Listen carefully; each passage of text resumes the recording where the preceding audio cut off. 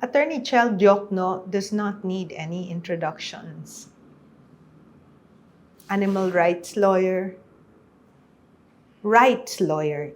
in a very broad sense of the word, springing from his past and his experiences. Eka nga, they say, we are our experiences. I enjoyed this podcast with him, but more than anything, I felt the quiet, resolute energy that he shared with all of us. It was palpable. I hope you enjoy this next podcast.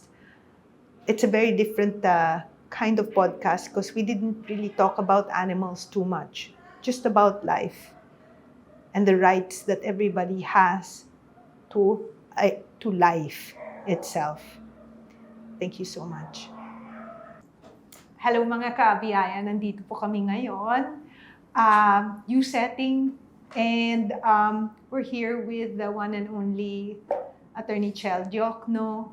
He's done some promotional work and some work for PAWS. He's a lawyer. So we're here to talk about the law and everything else. Everything and nothing in many ways. Welcome. Thank you for having me. Yeah, I didn't realize how low your voice was. I had seen one of your shorts on YouTube and I was wondering. Well, it's also because I'm a bit, my voice is a bit hoarse from now. Several days of speaking. Yeah, you've been talking a lot. Maybe too much. I don't think there's ever such a thing. But yeah, so where are you from in the Philippines? Are you from Manila? Are you... The roots of our family are in Taal, Batangas. Okay. So my great-grandfather was the one who built the house there. He was actually a farmer, but at the same time, he's more known as one of the generals who fought in the revolution against Spain. Then we moved. We still have that ancestral home in Taal, but my parents already grew up here in Manila. Okay, yeah. Well, I'm also from Batangas. Hi, where? So, Where yeah, in Batangas? Lian and Lian. Nasugbu. Between the two and Calatagan, that whole corridor. Yeah, so there's that rebellious side of us, I guess. So you grew up here already, your parents grew up here, and you went to school earlier, you were saying La Salle. Yes. Yeah. What made you want to be a lawyer? Oh, well, my life experiences, you see, when I was 11 years old, a very life-changing incident happened. That was when martial law was declared and soldiers came to our house, arrested my father without any charges or any case being filed against him, and put him in jail for 2 years. But that was the very first time I felt, that bitter taste of injustice very personally. And when my father was released from detention, he kind of turned his back on politics and really dedicated the rest of his life to being a human rights lawyer. When I saw that, I said, that's what I want to be. And that's really what influenced me to become a lawyer. Yeah. No, it's our experiences make or break us. And that bitter pill, which you seem to just keep going through, right? I mean, I've watched your career, and it seems like you just don't give up. You're very tenacious. You keep on going and going, and you think it's something that developed because you learned about this bitterness and you managed it at an early age. I'm not sure. I think it might be part of our blood because I remember friends of my folks telling us that, oh, your father was a bulldog. Once he clamped onto something, he wouldn't let go. And maybe that rubbed off on me. Well, earlier you were saying your grandfather was a general who fought. I always say there's nuances in words, courage and bravery. There are nuances in those words. And you may be brave, but it's a different thing. And then courage is again another thing. Sometimes I think when you have courage, you don't know what you're going into, right? And if your grandfather had that DNA, it's in your DNA, it's in your blood, so to speak. So you wanted to be a lawyer, and you decided that that's the way to do it is because of the injustice that you experienced, and particularly a human rights lawyer. Well, not just Not that, I yet? think, but also the fact that when it was really a big difference. When I was young, the people who would come to our house were, because my dad was a senator, Yes. were other politicians, rich people, people in Mercedes Benzes and all of that. But when dad was released from detention, the kind of people who came to the house really changed. We had people, teachers, students, priests, nuns and priests, activists, workers. And that's when I really saw the realities of life in the country and how it was so easy for powerful people to trample on the lives of ordinary people. And that also affected me. When I was 13, I don't know how I had decided I would become a lawyer already. And whenever I would see my dad dressing up to go to court, I would rush to him and say, "Can I go with you?" And he never said no. So as long as I was free or not in school, I would go with him. I never got bored. I think I learned more watching them in court than I learned in law school. So people fascinated you in some way. They caught your attention, and you learned by watching them. In many ways, yeah. Watching your father, Yes, and watching my father, yes. watching who he defended, who was against him, rich people, poor people. It happens to me as well. What we do. We go to very very difficult places. Not too far from here. What you call that? The Addition Hills. It's like a squatter area. Yeah. And when we go there, I brace myself. In the beginning, I used to brace myself because it's like, how do I say it? The perception, the senses of perception are just jarred. The smell, what you see, what you hear, the vibration, right? And like you, I'm also exposed to injustice at a very young age, and it was always a question to me, and because of that, I always wanna talk to different people, see different points of view, and it was what I told my daughter, that I hope you meet a lot of people, and I hope they startle you. I hope they shock you, so that they, in a way, you find yourself, if you can, right? And so obviously this is what happened to you. I suppose so, yeah. It's a very nice way of putting it. Yeah, and there's nothing wrong. I mean, bad is bad, good is good. There's something in between, but it's all humanity. And but are you idealistic? I like to think so. That's one thing that I think really I got from my folks, from my parents. Both of them were very principled people, and they really stood and fought for what they believed in. Principled, and they cared. Yeah. Being principled and caring, those are luxuries. I don't think so. To me, that's a part of life. It's part of life, but you pay a high price to care. That's what I mean by luxury. You pay a high price to care because you can be rich and not care. Yeah. You can have all the luxuries. It's a different kind of luxury. Yeah. Right? So for me, it's like it costs a lot to care. It costs a lot to be principled. A different kind of, it's a psychic cost versus a monetary cost. You get what I mean? I like to think of it as a psychic benefit rather than a cost. Yeah. Yeah, psychic benefit. Okay, that's a better word. Words are interesting for me as well. Um, it's a benefit that can't be counted.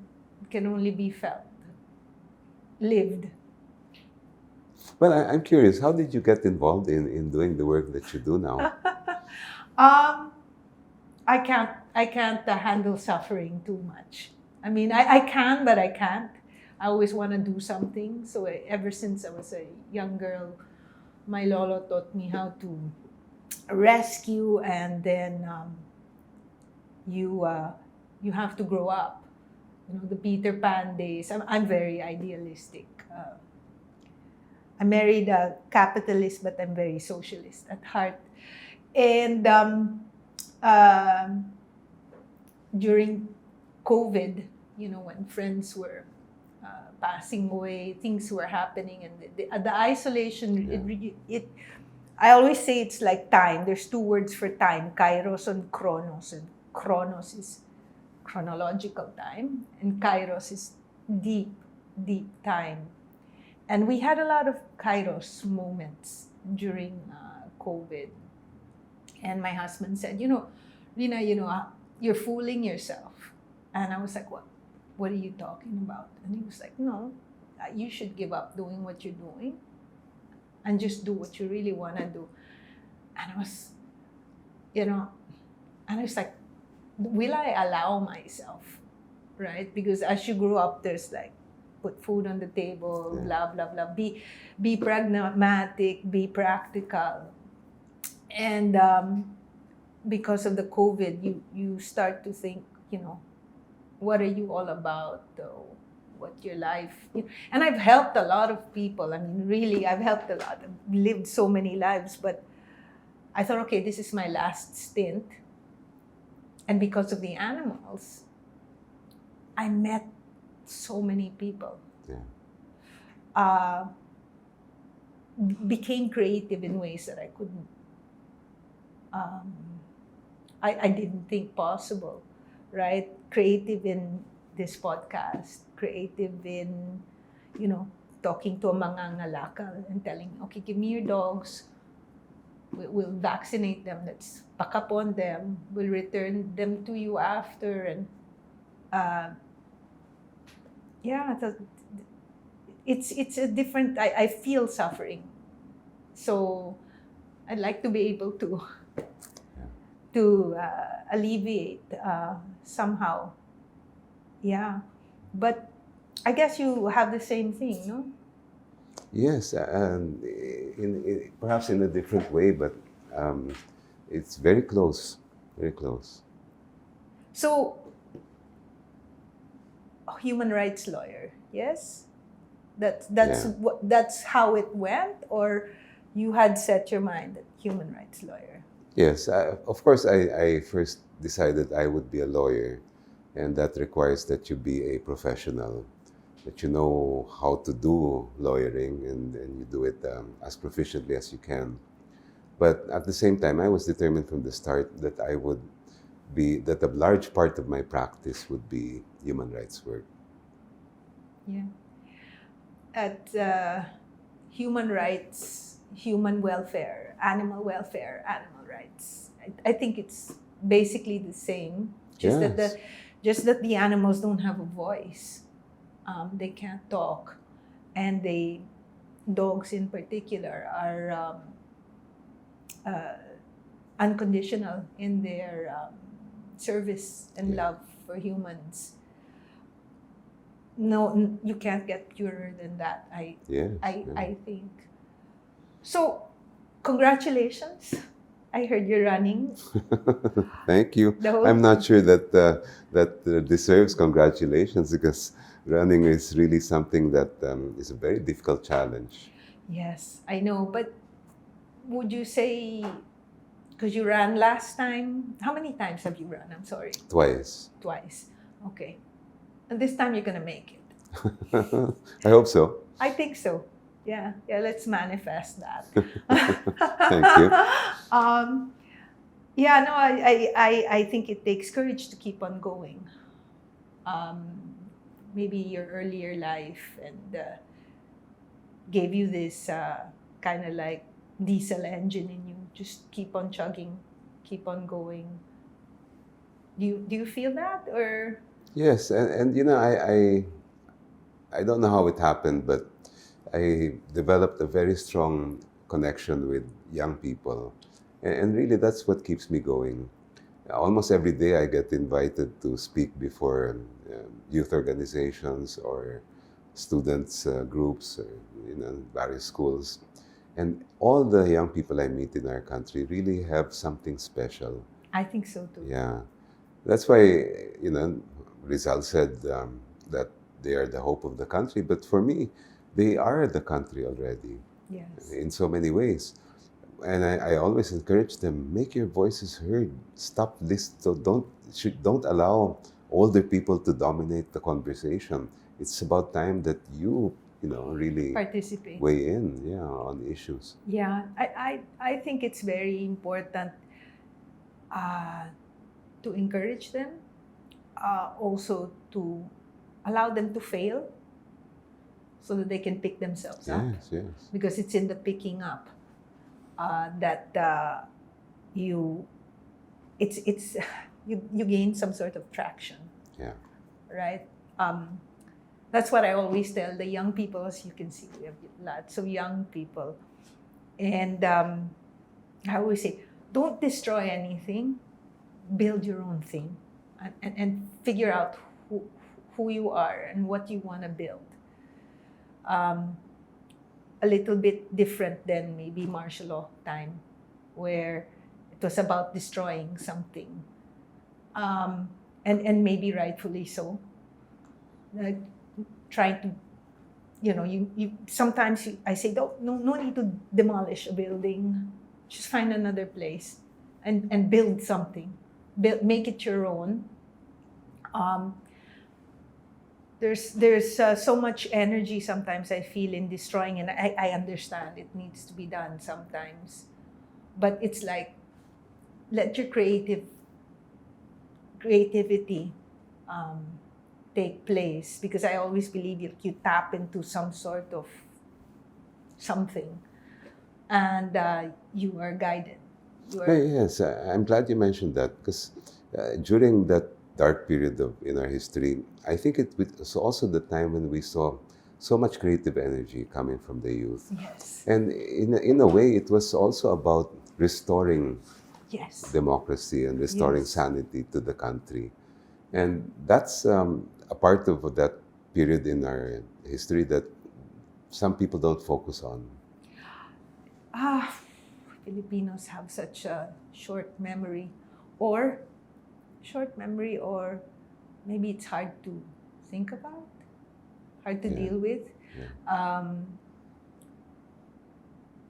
I think our parents are the same age, and I never heard my grandparents or my father talk about the war, and so much happened in the war. World War II. They and it's as if to be able to move forward. Of course, they had peculiar characteristics. No, we shouldn't forget, and I think we have. And yeah, it seems like it's playing all over again. But anyway, you're very inspiring, I think. Thank you. Yeah, I think your energy is very, how could I say? It's even kiln, but there's a potency in it, and I think the youth feel that, and maybe that's why they're drawn to you, and maybe because you allow them also, you give them the space. I'm not quite sure how that goes, but there's always a chemistry and an energy between two people. Yes. So, what are your plans, sir? Well, I intend to continue serving in whatever capacity, whether as a private person or in public service. In fact, since the pandemic, so much happiness, as you mentioned, during the pandemic, and a lot of inner work as well. And one of the things that happened to me during the pandemic was we started to receive so many legal questions on my Facebook page. And since you couldn't leave the house, you couldn't really do much, I got a hold of 5 young lawyers, and we set up a free legal help desk.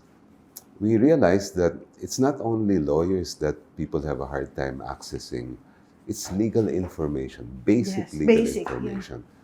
So we in the span of 7 months that we started, when we opened that service, we received almost 20,000 questions. Oh, So with the help of 5 young lawyers, we answered, say, about 95% of that, and then converted it into a website. So that now, if anyone has a legal question and we've already answered it, they just enter it and the answer will come out. And over time, we've realized that people don't know, not even a question of rights, it's a question of, how do I do this? They think, oh, everything I have to do with the law, I need to get a lawyer, when it's not true. For example, we receive so many questions on, how do I correct my birth certificate? There's a wrong spelling in my first name, or some typographical error. And automatically they think, ay, mahirap yan, may kukuha pa ako ng abogado, ganyan, magastos. When the law now provides that you can do that administratively. You just go to the website of the Civil Register, download the forms, accomplish them, get the attachments that you need, submit it, and that's all. A very low cost. So that inspired me to continue doing that and to expand it. So now I use various social media platforms like TikTok, yeah, I saw. YouTube, for Facebook, of course, and IG, to really open up legal information to ordinary people. The one thing I've realized as a lawyer in the Philippines is that the knowledge of law is closed. Ang nakakaalam lang ang mga abogado at mga judge. Ordinary people, even members of the media, even educated people, don't understand the law because it's written in a language that nobody understands. Yeah, English, please. Yeah. So when, for example, the Supreme Court comes out with a new decision, reporters and journalists who are very well educated will call me and say, di namin naintindihan yung English ni Justice, paki-explain mo nga. And that applies. I've been going to court for so long. I have some rich clients and some poor clients. They ask me the same question when we leave the hearing. Attorney, anong nangyari? Di namin naintindihan yung pinag-uusapan niyo kay judge. So there's really a need to open that door to ordinary people. Talking about that, I've been filing a few animal welfare cases, and I went through it on my own, going first to the PNP because I've done a lot of work in the past using the Marines and the PNP. So I just, okay, come help me. How do we make the statement? How do we, until it gets filed, and then finally prosecutor says fine. And then now, when we go to court, then that's when I'll need a lawyer. But before that, people were telling me, oh no, just pass it on to this group or pass it on to that group. And in my mind, it was like, there's so many things going on. The more people like us should be able to at least file or go to our barangay. But you go to the barangay and they don't know what to do. Or maybe they don't want to do it. I'm not so sure because, animal welfare is always below the priorities, right? But it's the law. A crime is a crime, whether it's to a human or to an animal, especially if it's an animal that belongs to a human. So that made me parang makulit ako eh. So it's like, no, I want to know how it gets done because I want to be able to tell everybody, listen, you can do this. And so when first time I went to the police station, there was a chart as to how to, It was outright. So I took photos, I posted it. And this is how you do it. And then within 12 hours, you have the guy picked up because he can get picked up within 12 hours because I didn't know these crimes are within 12 hours. After that, wala na. You need, regular filing. And I was just amazed. And, my uncle is, I don't know if you know him, uh, Tito Adolf Ascuna. Oh, yes. Yeah. So he's my uncle, and I would call him up. I said, Tito Adolf, can you explain English, please? This and that. And he said, no, Rina, the prosecutor was correct. Oh, no, Rina, the prosecutor was wrong. You do this, you do that. And I felt like it's only because I'm curious and I wanted to do something. But what you're saying is there's a huge gap. People don't know. And even within the government, barangay, to the PNP, to even DILG, they don't seem to be communicating. Yes, that's true. And there was a study made by, I think, an outfit connected with the European Union. They wanted to know, when Filipinos have legal problems, where do they go? I mean, we would assume they go to lawyers. But the survey found out that 76% of Filipinos go to the barangay. Yes. But here's the problem. The barangays are not equipped with the legal knowledge or even access to lawyers or law graduates who can help them answer the questions of people from their barangays. So there's that big gap that really must be addressed both by the government and the private sector. So in fact, I was proposing, part of my platform is that we have thousands of law graduates every year who do not pass the bar. Only a fraction of those who take the bar exams become lawyers. And when they sort of wasted their 4 years of legal education because many of them end up doing other things. We have 42,000 barangays in the country. We have more than that number of law graduates in the Philippines. So why not make them, connect them with the barangays so that they can give the barangay officials the legal knowledge that they need, and at the same time give free guidance to residents who have legal issues. This is something that it's a waste of the human resources that we have who have legal knowledge. Sayang eh. That's a really great idea. That's a really great idea because I always feel that when people do purposeful, meaningful work, again, I'm talking about psychic income. It's the value to it is incredible because I believe that humans are hardwired for connection. I always say, sitting in front of the campfire in the cave. Yeah. And when you connect because the connection is you help, then a community is formed. And it's the waft and weft of a community that holds it together. Yeah.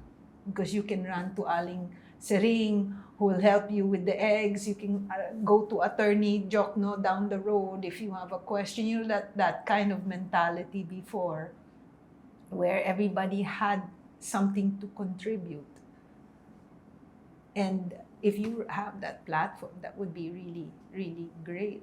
Because half the time people don't know, half the time people are afraid, half the time. I had said to Senator Laila de Lima, I told her, I feel the respect for life is really not there, whether it's an animal or a human, Yes. right? Yeah. But it's also a, how do you say this?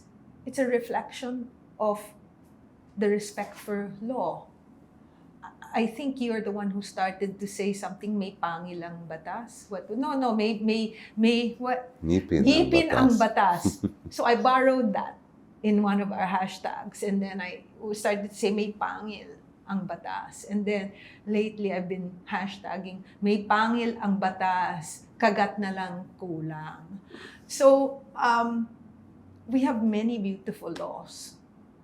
If you look at it, it looks great on paper, but there's no implementation, no enforcement, no. So there seems to be like some sort of hypocrisy in a sense, right? I'm sorry, I'm talking so honest, because it's great to look on paper, but if you can't enforce it or you can't see it through, then what good is it? It looks great. It's copy and paste half the time, right? Half the time, it looks great. It's like when we were in the Senate for what's that? Senator Grace was trying to amend the Animal Welfare Act, and I was saying it looks great on paper, right? But it's like a Lamborghini for our kind of roads. Yeah. Can we have like a Toyota kind of law that everybody can just go on it and make it work? Because if you can't do it, then what good is it for, right? What are your views on that? Is there a way to simplify the law? Well, I'm not sure it's really a question of simplifying the law. The breakdown is, as you mentioned, in the implementation. Who implements the law? When laws are violated, where do we run? Do we go to law enforcement first? And law enforcement has to have the capacity, the skills, the resources, and the know-how to be responsive to the situation as they do in other countries. Then, assuming that they do their job, the case will go to the court. And again, the courts have to be responsive and they have to dispense justice in a timely manner. Because if you have to wait 10 or 20 years to get justice, that's not justice at all. No. That's where the breakdowns happen. I'll give you a different example. We have a very low conviction rate for criminal cases. This came directly from the Secretary of Justice when he took office, Secretary Remulla. He said publicly when he sat, we have a conviction rate of 25%. Oh, That's my. only 1 out of 4. That means that 75% of those who commit crimes get away with it. Now, why do we have such a low conviction rate? This is the part he didn't talk about in his press conference. We have a very low conviction rate because for the PNP, the Philippine National Police, they have what they call clearance and solution rate. What does that mean? When you look at their definition, all it means is that they have identified the perpetrator or the alleged perpetrator and filed the case before the prosecutor's office. That's all. And they have a very high, they even trumpet it, oh, we have a high clearance rate and a high solution rate. But if you ask them, how many of those that you file cases against get convicted, they will not even be able to tell you. So when the police gather the evidence, right, then they hand it over to the prosecutor. But the only evidence they have is enough to file a complaint, not to convict and put them behind bars. So when the case reaches the prosecutor, he'll say, where's my evidence to put this guy or this person behind bars? He doesn't have it or she doesn't have it. They'll look for the police. Boss, nasaan na yung ebidensya? Wala na doon yung police. Because for them, our job is done. We've done the clearance rate and the solution rate. That's your problem. So they'll bring the case to court, and when the judge has to decide, the judge has no choice. The judge is going to say, well, you didn't give me enough evidence, I dismiss the case. That's why we have such a low conviction rate. So the problem is easily solvable, but it's not even talked about. For example, you don't even need a law. If the president ordered the PNP, from now on, you operate on the basis of conviction rate. When you file a case, you must have enough evidence, as they have in other countries, as they do in other countries, to convict that person. Or at least when it's filed, but before the trial, you must gather that evidence and give it to the prosecutor so that we ensure that criminals go to jail. That's all it needs. But are executives in government even aware of the problem? Um, I, I, I, I don't know. I really don't know. Do they want to be aware of the problem? Because then, I sometimes I feel like a voice in the wilderness because I've been talking about this since like 2016, or maybe more, about 8 years ago. But it has not become part of the national conversation, and it has not become a part of the national agenda. When we need justice, uh, how can you fight impunity in terms of human rights violations, animal welfare, corruption, if you have a justice system that's broken like that? you know, uh, I totally feel that. I totally, there's justice delayed, is justice denied. And it's so funny because I do a lot of work with the Marines, a lot, especially in Mindanao, Sulu, Holo. And one time I was off Zamboanga. There's Layag-Layag. It's a small island. It's actually just like a reef that comes up, and there's a school there, and I was helping. I have a public school teacher. She goes there, teacher Anan. We help with these are Bajau Yeah. kids. So during Marawi, okay, after Marawi, I got a call. And I was like, Rina, you better stop supporting Layag-Layag. And I was like, why? Because some of the fugitives from Marawi are hiding there. Ikaw ang madadamay ulit. And it was like, these guys have nothing. And they're all intermarried, they're all interrelated. And so some of the wounded there went to hide. And so it was like a big mess. And it was like, I cannot believe this. And so I was like, what are we gonna do? Sige, lay low muna, Ma'am Rina. So same thing happened when they bombed the cathedral in Holo. I was working with a cooperative. And when they bombed the cathedral, all the coffee cooperatives there had to move because they went to looking for them there. And they haven't been able to go home. Yeah. It's crazy. And that's one time I was talking to the president of the co-op. And he was like, Ma'am Rina, kasi alam mo, if your children are hungry, the things you will do. I was like, oh! I said, don't tell me na. I don't want to know anything. I said, Sir Greg, come here. Sir Greg, Marines, you talk to him, mag-clear kayo, and I'll come help you. I said, because I cannot get caught in between, right? So, but after that, I spoke to them, the Marines, and I said, I understand the injustice and vigilantes and all of that because, and I know they also do their own thing. But for me, it was like, people are gonna go and do and get energized from this emotion and do something because if it's family and right. So it's so you met Justice earlier on.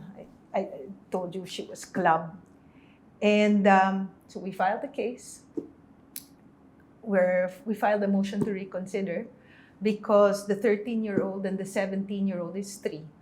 Tano, the 17-year-old son, and a 13-year-old boy. 8 to 10 adults watching, 8 or 10 children watching as she was being clubbed. Right? And I think there's something deeper to it because they had the silo, they had golf clubs. Anyway, So we're asking for a motion to reconsider because why let them off the hook? And then when you go to this town and you say, oh, there's no children's, to take the child for, this, not DSWD, it's the children, and there's no VAUSI and all of that. And I was like, how can there not be? So the child goes back into the home. And then what happens? So the system is also broken in other ways. The 17-year-old for sure knew what he was doing.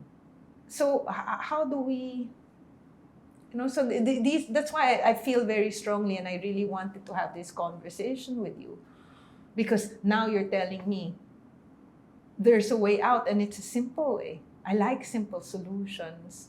Maybe it sounds simple, but it's very hard to do, because then you're stepping on changing tradition, and people don't like change. Or, for example, during the Senate, I said, has anybody questioned the model, the economic model of impounding dogs and cats, properly euthanizing them, and properly disposing of their bodies, versus what other countries have done, where they catch, they spay and neuter, they vaccinate, and if the dog's not, or the cat's not aggressive, return, right? What's the economic model? What's the cost-benefit analysis? And I think it's because sometimes there's a solution. The solution doesn't work, but there's a solution. They're showing they're doing something, but it doesn't work. And I don't know why people don't have the energy to go and question that.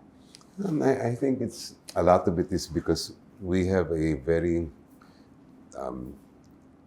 top-down kind of operation of government, the country. So if the top doesn't say you have to do this, it's not done. And so the bottom line really is, I think, if we want to solve the problems of we have good laws but they're not being enforced, then we have to elect people who will make sure that those laws are enforced. What happens? You elect people who are more interested in maintaining the status quo, or perhaps getting more power for themselves, then of course they will not be interested in enforcing the law, because maybe they'll be the first to be arrested if the law is enforced. So the bottom line really is, until we can get leaders elected who really want to have the law enforced, we will remain this way. Yeah, it's the sad reality of things, and what they're attracted to. Yeah, it's a sad reality. It's also the challenge that I think our generation and succeeding generations have to address. Yeah. I'm trying to address it in my own little way. I don't know how to say it. There's a lot of frustration. I also grew up during martial law, so yeah, there's a I'm born under that angry star, so to speak. And I think it's just something that our generation imbibed because of what was happening. And the short-term memory of it, without really, I'm not saying go out to war or something, but what are you made of? What can you contribute instead of what can you gain? I don't know. So you talking to a lot of youth, and you're running, and what else? That's a lot.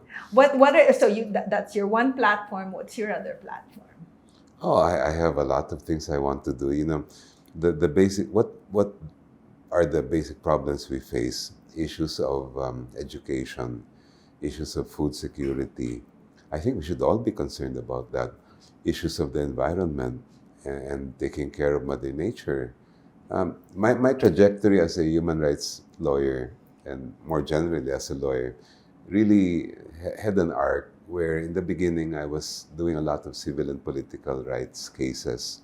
So that would involve people who were arrested, charged with various crimes, people who were tortured, subjected to really very serious and gross human rights violations. Then, after about maybe 20 years of doing that, I felt to expand and start work on environmental cases. I've always had this affinity to nature, but it didn't reflect in my law practice. So but I had a lot of friends, environmental defenders and environmental lawyers. So I reached out to them. I said, I want to handle a case, give me a case. So after a while, I got involved in litigation for environmental issues. And that has also made me more sensitive to issues of rights of animals. So that's how I have sort of expanded my world as a human rights defender. Yeah. This expanding your world, wanting to do something, how are we going to attract the people to this? I think without intending to, I get a lot of young people come up to me and say, the reason I applied to law school, or the reason I'm a law student, is because I like what you're doing. And it happens very often all over, not just here in Manila, not just in the urban areas, but in other parts of the country where I go. Basta lumalapit sila, tapos sinasabi nila sa akin, gusto ko rin gawin yung ginagawa ninyo. And I'm very happy to hear that. No? Yeah. I'm. It happens to us also with what we're doing. I think there's something about defending. For you, injustices with humans, and you're saying nature and animals, and ours it's mostly animals. But what I always feel is that many times they're connected to humans, no matter what. Yes. No matter what. I have a friend called Nicolo Abaresturi, who's a regenerative farmer. And we have a big, you should come and visit one day if you're interested. We have a very big property where we keep all our animals. I make a difference between a shelter and a sanctuary, because it's really a sanctuary, because I don't know if these animals will ever get adopted out, although the puppies do. And I said, how can we make this, this whole thing sustainable? What can I plant? What can I think? How do we use the poops? Can we make the poops into biofuel? How can, I'm working on it. And then he said, you need ruminant poops to mix with this for the fertilizer. I said, okay, let's do all of this. And it makes me wonder, it's all because I wanted to save an animal, and all these other byproducts or these other things come to play, which I'm sure happens to you as well. You don't mean to, but other things happen. Mm-hmm. Yeah. It's like you move one thing, then this thing moves. Is that something you've experienced? Yes. I think it really happens in the kind of work that we do. Yeah. And how is are you emotionally charged or psychological? Because you seem like you're so even-keeled that I'm not sure where the energy is.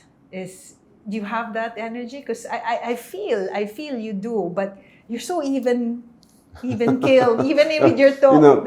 That's probably because I trained as a trial lawyer. Okay. And as a trial lawyer, you bawal ka mapikon. You have to have your emotions in check. You have to be composed all the time. If the other lawyer manages to provoke you and you get angry, you basically won't be effective as a lawyer. And I've been going to court for 34 years, so that becomes part of my nature. And I think at the same time, my personality really I was an introvert even as a child. I'd rather spend time reading a book than going out, you know. So that that probably is also is the reason why a lot of people say I'm so chill. Yeah. What's your favorite book? Ako, I read anything and everything. What's your favorite children's book? Children's book. Well, the book I love, and I've loved it ever since I was a teenager, was the Lord of the Rings trilogy. Oh, yes. Isn't that great? Yeah. I, Well, I, I've read a lot of fantasy, science fiction, mystery, detective stuff, crime, you know. yeah. I love children's books. Alice in Wonderland. You know, there's this thing, what's it? Yes, you're crazy. And, well, I'm not crazy. Well, you're here. You gotta be crazy. Or you just keep on walking until you stop. You know, it's these books. This is the book I'm gonna give to you. This is one of those books where it's written by 13 artists, a street artist winner, and it's a book that can be for young people, children, or for very old people. Oh, Because as you read it, as you experience life, it gives a different meaning altogether. And you know how from the mouth of babes, children say things, and they can offend, right? So it's a little bit on that kind of note. that looks nice. Yeah, Thank you. and it's ang mga walang pangalan pero andyan. It's a really wonderful book. It's Thank yeah, and also this Dogs in Philippine History. It's Ah. written by my friend Ian Alfonso, and it's 10 years of work. He was with the National Historical Commission. Oh, I look forward to reading. these Yeah, books. yeah. Since you like work, you're an introvert. So this is a big deal for you to be talking, or no? You're used to it I'm now. used to it already now. It took a while. It took a while. Yeah. Well, if you go for Senate, there's going to be a lot of Yes, definitely. there's going to be a lot of work. I always say, you know, it's just one day at a time kind of thing. So, okay, so you have a lot of platforms. You talk to a lot of people. What do you do for yourself? Aside from reading, I take care of my plants at home. They hear a lot from me. I talk to them all the time. I dabble at cooking, although I'm not that good at it. And I love to watch films as well. So, What's your favorite films? well, I like, of course, I have to say my son's film. My eldest son is a director. He's Okay. the one who directed Gombursa, Oh, okay. Pepe. Yeah. And I hope you all watch his films. Yes, He's yes. got several movies and he does ads as well. And he's a very good director. So. Yeah. I was telling Matthew, I'll send it to you. There's two foreign films I love very much, and one is Ansondis, and the other one is Der Liebe das anderen, The Lives of Others. And I think you would like it because it's really true life stories, Oh. human right. Ansondis, both of them will destroy you. Sure, yeah, that'd be good. But Thank you. it's just so real. It's just so real. So do you have like a grand plan, or you just go day by day? What's it's like, I'll just do this today, bahala na tomorrow, or you have like a vision. Of course, you have a vision. You want to be a senator, but do you have like how do you call that, freestyle kind of guy, or you're like, I do this, No. this. No. In fact, I didn't want to be a senator. It was only when I woke up during the previous administration and saw, our freedoms being taken away and our even human lives being treated as nothing, that I said, I cannot allow this to happen without giving people an alternative. So if you talk about political ambition, it has never been my ambition to become a senator. I've been offered asked to run years ago. And I said, wala sa, ano ko yan. But, so what my dream really is to be part of a movement that can build a nation that we can all say, this is the Philippines and this is a country I can be proud of.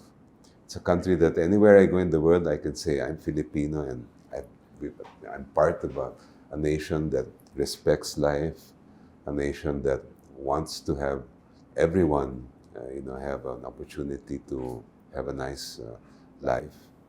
Ganun kasimple lang yon. It sounds very simple, but I know it's a very difficult task. Yeah, sometimes it's funny. The simple things are the more difficult things. Yeah, I always say you can get to where you're going even if there's so much fog. All you need to see is a few steps ahead of you, and you take those steps until fog clears again. And you can get to where you're going. You just need to start. And I think this is that movement that you are starting. And rightfully so with the youth. Many years ago, my husband and I, together, because he worked for a bank, and we got the values enshrined in our Constitution.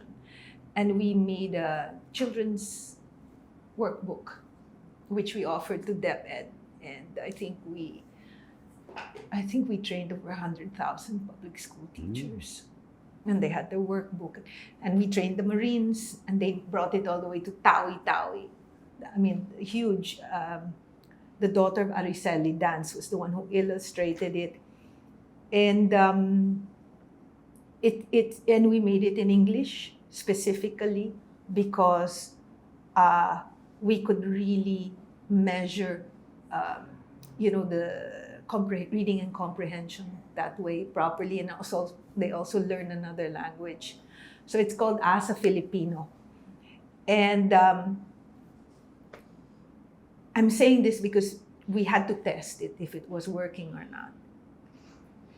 And one of the tests were we needed to make the book for the ages grade 3, because after that you can't get through anymore. The environment where the child lives is too strong already, so you plant the seed quite early. And going back to education, I feel the education we've failed in education. Yeah. The critical thinking is just not there. That's so true. And just the other day, we came out at the bottom again when it comes to critical thinking, especially. Anyway, thank you so much for being here and for making the time. And we're all behind you if we can help in any way.